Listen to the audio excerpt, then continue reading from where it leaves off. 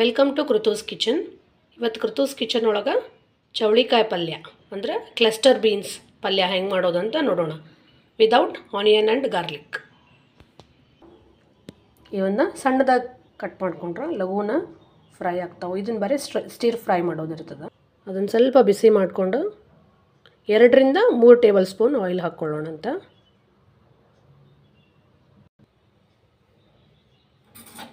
ಒಗ್ಗರಣೆಗೆ ಸಾಸಿವೆ, ಜೀರಿಗೆ, ಹಿಂಗು, ಅರಿಶಿಣದ ಪುಡಿ,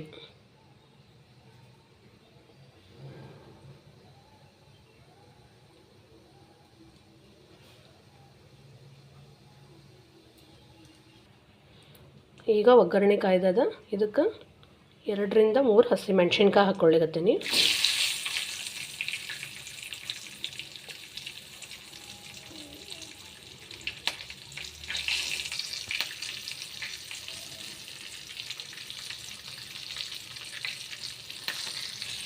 ನಿಮಗೆ ಬೇಕಾದರೆ ನೀವು ಅಚ್ಚ ಖಾರದ ಪುಡಿನೂ ಹಾಕ್ಕೋಬೋದು.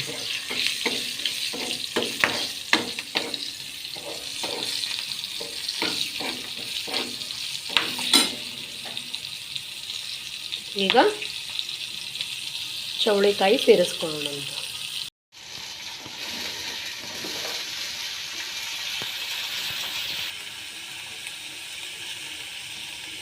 ನೋಡಿರಿ, ಈಗ ಕಡಾಯಿಗೆ ಇದನ್ನೆಲ್ಲ ಟ್ರಾನ್ಸ್ಫರ್ ಮಾಡ್ಕೊಂಡೇನಿ. ಇದನ್ನು ಹಿಂಗೆ ಕೈ ಆಡಿಸ್ಕೋತಾ ಇರಬೇಕಿಲ್ಲ ಅಂದ್ರೆ ಹೊತ್ತದ. ಇದಕ್ಕೆ ಬೇಕಾದ್ರೆ ಒಗ್ಗರಣೆಗೆ ನೀವು ಉದ್ದಿನಬೇಳೆ ಕಡಲೆಬೇಳೆನೂ ಸೇರಿಸ್ಕೋಬೋದು, ರುಚಿ ಚಲೋ ಬರ್ತದೆ.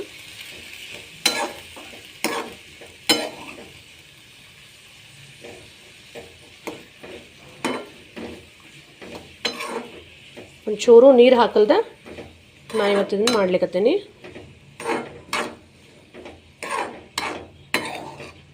ಬರೀ ಎಣ್ಣೆಯೊಳಗೆ ತಾಳಿಸೋದು ಇದನ್ನು.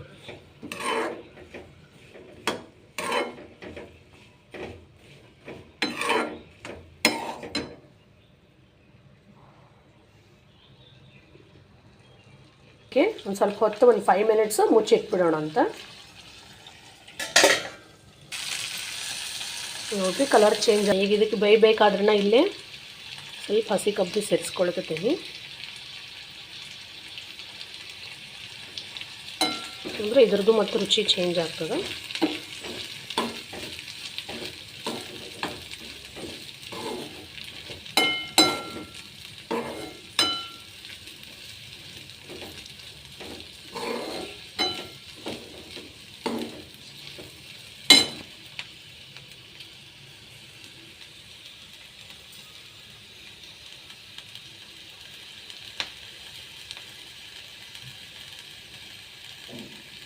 ಇದರೊಳಗೆ ನಾರಿನಂಶ, ಫೈಬರ್ ಇರೋದ್ರಿಂದ ಇದು ಹೆಲ್ತಿಗೆ ಭಾಳ ಚಲೋ. ಅದರ ಸಲುವಾಗಿ ಇದನ್ನು ಡೈಲಿ ತಿಂದರೂ ನಡೀತದೆ.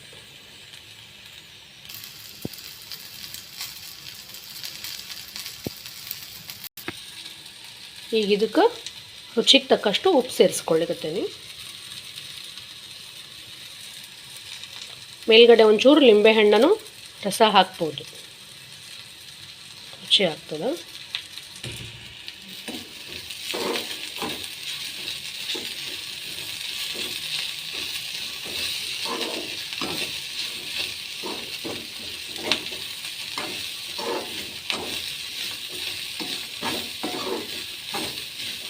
ಇದನ್ನು ಹೀಗೆ ಮುಚ್ಚಿಟ್ಟು ಬೇಯಿಸೋದ್ರಿಂದ ತಾನೇ ಸಾಫ್ಟ್ ಆಗ್ತದೆ. ನೀರು ಹಾಕೋದೇನು ಬೇಕಾಗೋದಿಲ್ಲ.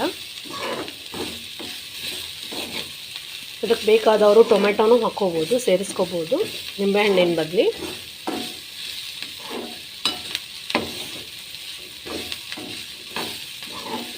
ಟೊಮೆಟೊ ಇಲ್ದ ಮಾಡಿದ್ರೆ ನೈವೇದ್ಯಕ್ಕೂ ಯೂಸ್ ಮಾಡ್ಕೋಬೋದು. ಈರುಳ್ಳಿ, ಬೆಳ್ಳುಳ್ಳಿ, ಟೊಮೆಟೊ ಇಲ್ದ ಯೂಸ್ ಮಾಡಿದ್ರೆ, ಲಿಂಬೆಹಣ್ಣು ಹಾಕ್ಕೊಂಡ್ರೆ ನೈವೇದ್ಯಕ್ಕೂ ಮಾಡ್ಕೋಬೋದು.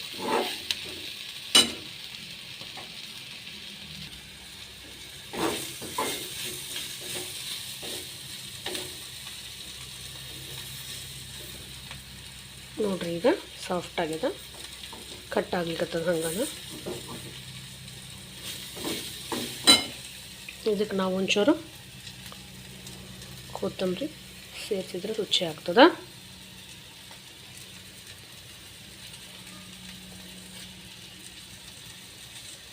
ಚೂರು ಹಸಿ ಕೊಬ್ಬರಿ. ಈಗ ಇದು ರೆಡಿಯಾಗಿದೆ.